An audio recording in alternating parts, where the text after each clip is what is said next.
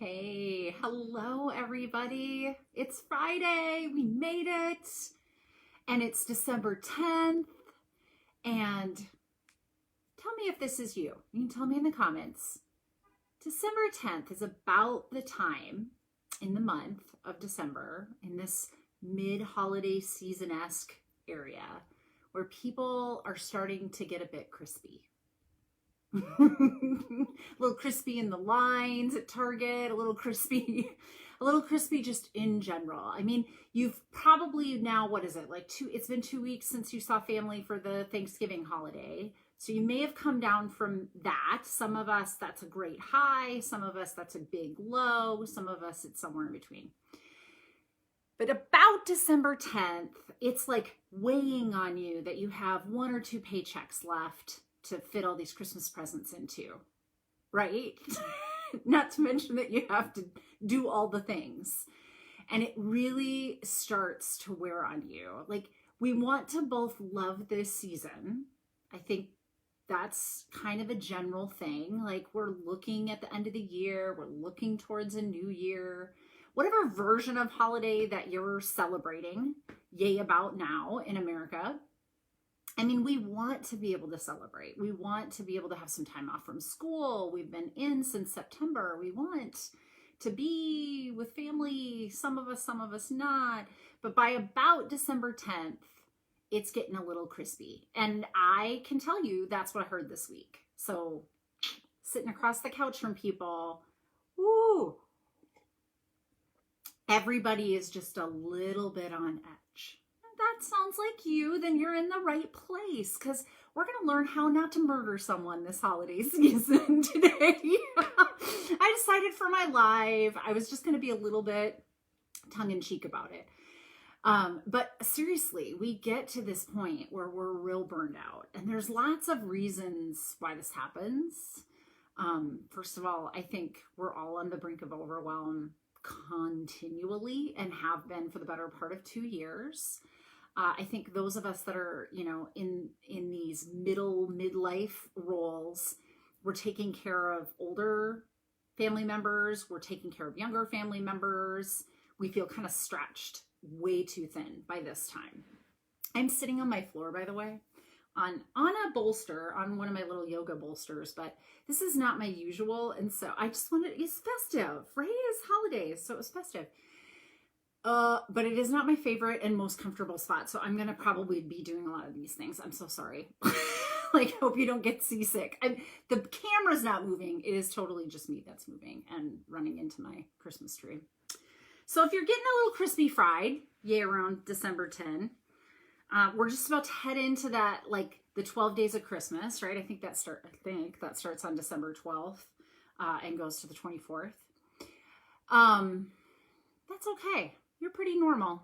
Really, seriously, you're just one of the normal people. Because if you're trying to do this on top of all that you do, you just added holiday season to the already crazy to-do list that you already had, you should be about crispy fried right now. Seriously, you should be. Let me tell you a story, because I love stories, right? I'm going to tell you one of my favorite Dr. Natalie crispy fried stories. Okay. No fun words on my mugs today, just going with the Christmas theme. I am actually truly drinking coffee today too, which at 5 o'clock is probably not a great idea, but tomorrow I don't have to get up at any particular time. So, I'll probably be up till 2 or 3 in the morning. I have a story about that, but that's for another day. I stayed up late one night a few weeks ago watching movies and just got into some sort of spiral of hell, which is why I don't actually watch television much. But one of my favorite holiday crispy fried stories has to do with the Elf on the Shelf. Can we talk about the Elf on the Shelf? The Elf on the Shelf is a really great microcosm of how programming and conditioning messes with our minds, messes with our lives, and is not serving us in any capacity. He or she, I guess they are non-binary, whatever. They started looking almost all of them like little shortcuts, but I think now there's ones with skirts and whatever. Who cares? Elf on the Shelf. Back to the story. Elf on the Shelf became this phenomena where you were trying to like outdo the Joneses with how you decorated with your elf on the shelf and how crazy it was and how fun it was, and your kids were comparing during the day, and like it literally was just such a great example of how we get into the rat race with one another, and how the rat race really does not benefit us in any way. We think it will, though. Like, we truly think if I am the one who does the elf on the shelf the best, you know, if I am the one who has the best lawn in our neighborhood, that somehow is going to fix all my problems. Has it yet? I mean, we're all waiting. You tell us. Has it yet? Tell me in the comments. I seriously doubt it has. But anyway, I got into the elf on the shelf unwillingly. I'll be honest with you. This was not a purchase I made. This was not, in fact, it was a conscious decision on my part not to have it. And it was when my son was younger. So he's 18 now, but I mean, so we're talking like 10 years ago, a decade or so. God dang, like poof, time. Whew. Slow day to day and fast go the years, right? Okay. So it was about a decade ago, and he came home with it from his dad. So I have not ever raised him in the same household with his dad, except for like a few months when he was an infant. So he has always been, you know, between the two households. He came home with it from his dad's house. And you know what? Namaste. Love that his stepmom was doing that for his little sister, also did it for him, didn't want differential treatment. Thank you very much. And thank you for sending it home, because it actually was the right call, because you don't want it to just like be a thing at dad's house, but be a thing, right? So, okay. So unwillingly, I was brought into this because it had been a conscious choice of mine to try to avoid this altogether. But of course, part of why I was unwilling to do that is I knew myself, and I knew that I was just never gonna like not jump in with both feet on this thing. Like that is just who I am. Like I'm super competitive. So I was gonna want to find all the fun, cool things. There's actually two of the elf stories that are my total favorites though. Big fails with the elf on the shelf. So the first one, I decided it would be really funny to put him in the chandelier, whatever light device over our dining room table. Like that would be a fun, like it's hard to find him and, you know, whatever. Okay. So I put him in there with the lights on, and I started like to smell burnt plastic. And I'm like, what? Oh my God. Oh my God. Oh my God. The elf was on fire, you guys. The elf was on fire. I lit the dang elf on fire. Not to mention, he had like a jersey. I don't know if you remember, but like Elf on the Shelf had like a fashion line. And so he had a jersey. I burnt the jersey. I literally burnt the doll. I don't know how. I rigged it up there in a way that my son couldn't see that I had burned his doll. And then I think thank God it was like a reprieve, like he was going to his dad's that weekend and they had another one over there. So he was going there and I had some time to like search. I had to search 3 stores. I think Targets is where I found these, but like I had to go to 3 Targets to find that stupid jersey. I was so pissed. Pissed at myself more than anything else. So that was Elf on the Shelf. Big fail number 1. Big fail number 2. Oh my gosh. I'm a big Christmas decorator. You can kind of see just a little bit behind you, but like I'm a huge Christmas decorator. Why? Because my mom was. Why do I love the holidays? There's so much ritual. I mean, you've had, like you've lost people and you've lost time in your life, right? You're not a kid anymore. Your kids aren't kids anymore. My parents are gone. It's one of these nostalgic times that when you bring out all the stuff and you bake the cookies and you're rolling with the rolling pin that your mom used, you are spending time with all the versions of yourself that have done Christmas, and you're spending time with people that aren't here anymore, because that is the beauty of what ritual brings. As a grief therapist, I can tell you that there's just such value in the transitional objects of the holidays, and in the activities. Like, we always go to midnight mass, we always do da-da-da, we always do I mean, whatever it is for your family, for you, I strongly recommend. These rituals are great. Elf on the Shelf, not so much. Like, I didn't really like him. So anyway, so I decorated a ton, and I decided that it was going to be a brilliant idea to take a string of lights from the top of my Christmas tree down to the dining room table, because I usually have my tree kind of close to the dining room. So, like, first of all, many times this happened, but first of all, I like woke up in a start at 1 a.m. Holy crap, forgot about the dang elf. So I was like running out. Maybe it wasn't 1, but it was late. Like, it was late. Like, we had been in bed for a minute, and I go out there, start to do this because this had been my idea, start to set it all up, and the tree falls down.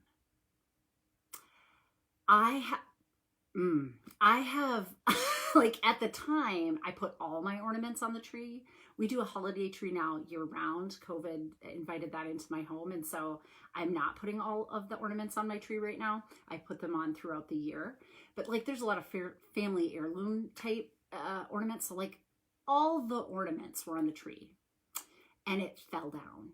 And when you put it back up, they were not all on the tree, and the ribbons were messed. I mean, and you like, I was going to have to start like literally from scratch.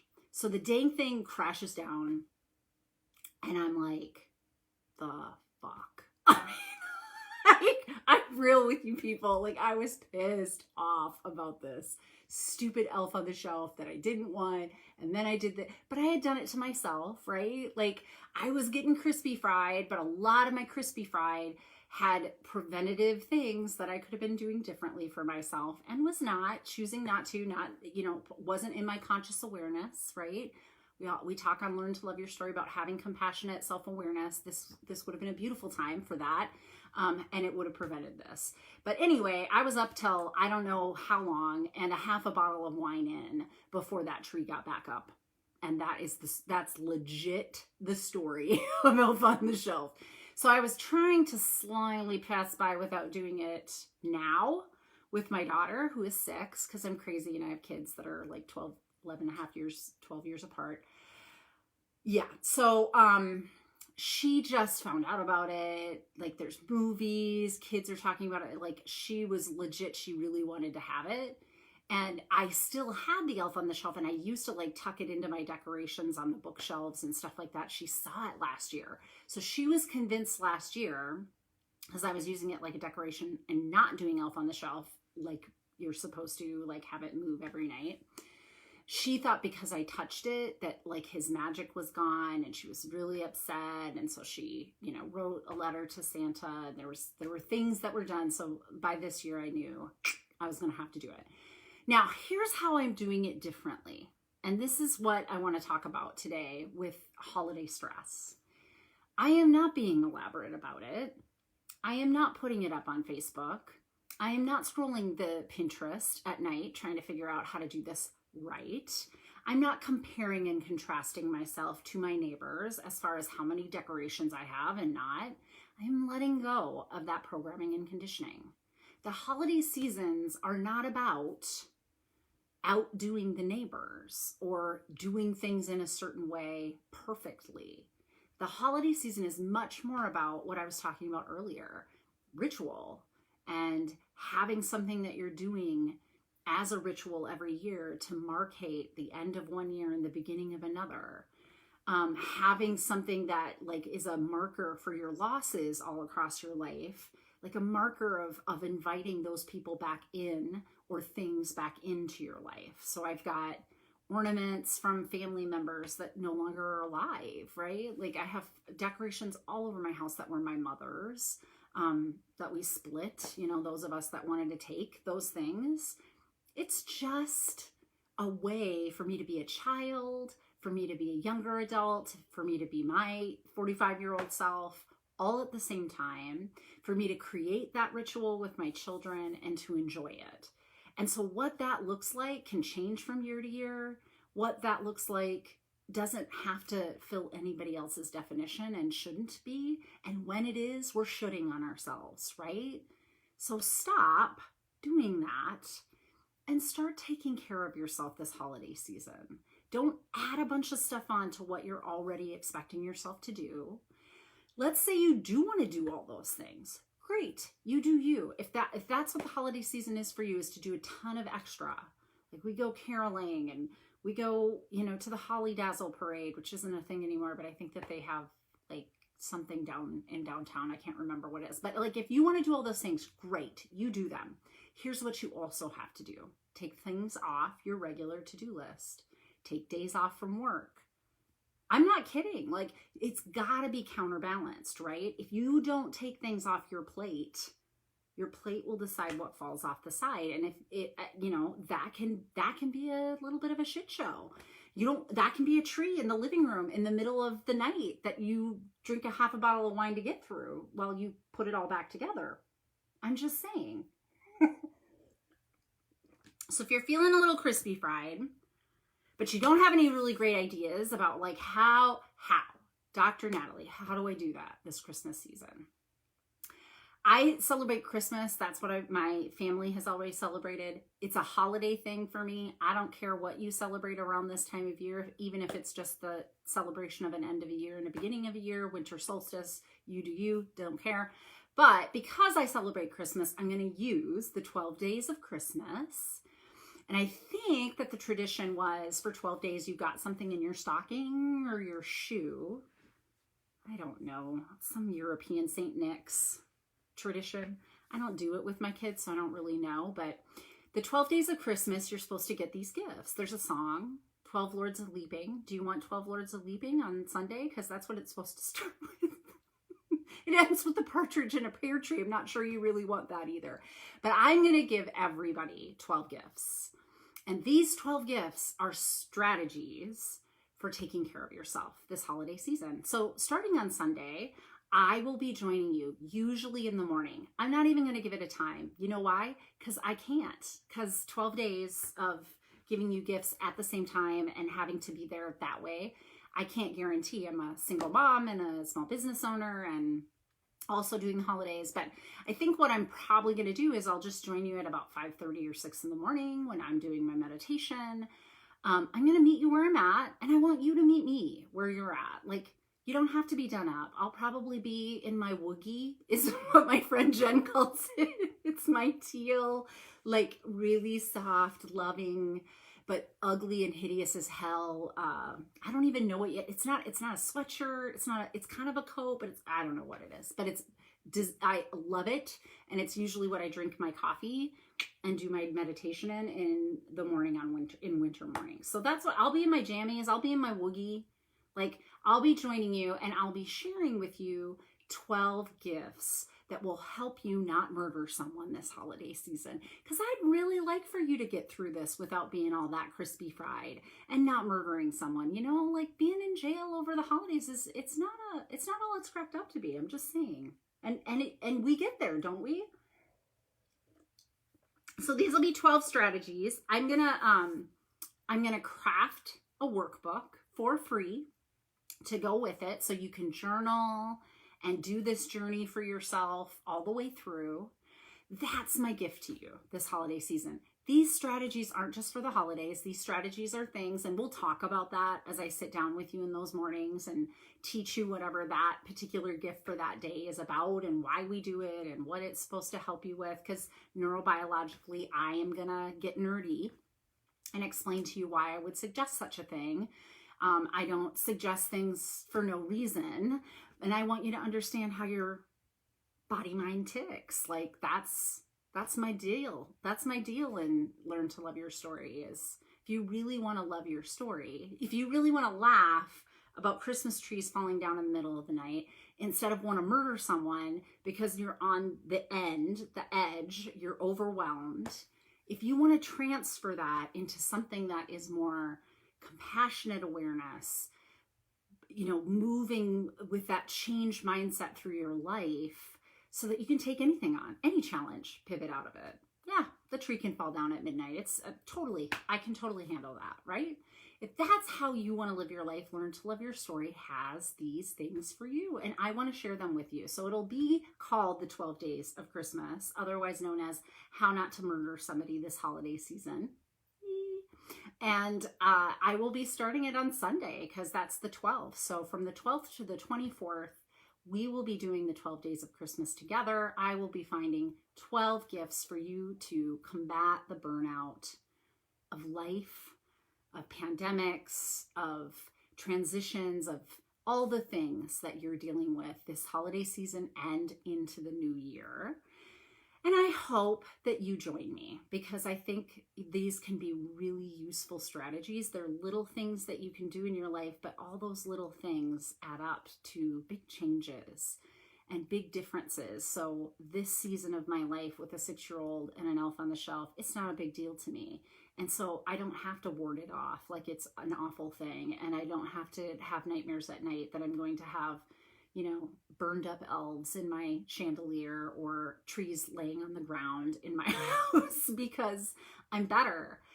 I know better and I'm doing better, right? That's how this works. Like we get to evolve. We get to have lived experiences that then create wisdom for us. But you have to have compassion while you do that, or it just re-injures you and you just get more self-critical and perfectionistic and overwhelmed. And that becomes a spiral into a really bad place. So let me help you with that. Let me help you not murder someone this holiday season.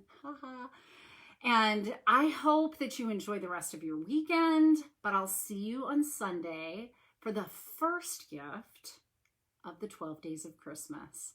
Have a good one, everybody.